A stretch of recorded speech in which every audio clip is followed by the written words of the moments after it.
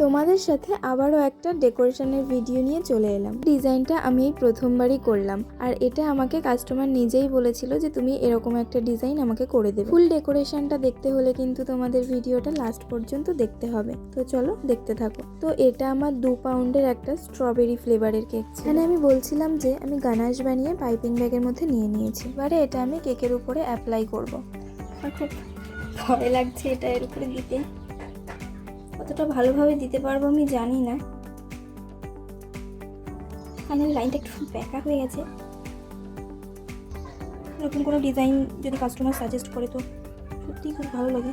ভয়ও লাগে জিনিসটা যদি আমি ঠিকঠাক করতে না পারি। কাস্টমারের দেওয়া একটা রেফারেন্স পিকচার আমি এখানে অ্যাড করে দেব, তো তোমরা দেখে বলবে যে আমি ঠিকঠাক করতে পারলাম কি না। এবারে এই গানাশটা একটু সমান করে নিতে হবে।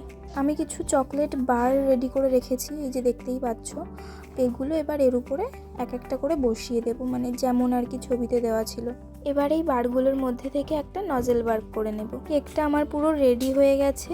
এবার তোমরাই ফাইনাল লুকটা দেখে বলো যে কেমন লাগছে। ভালো লাগলে একটা লাইক করে দিও, আর আমার পেজটি ফলো করে নিও। আজকের জন্য টাটা।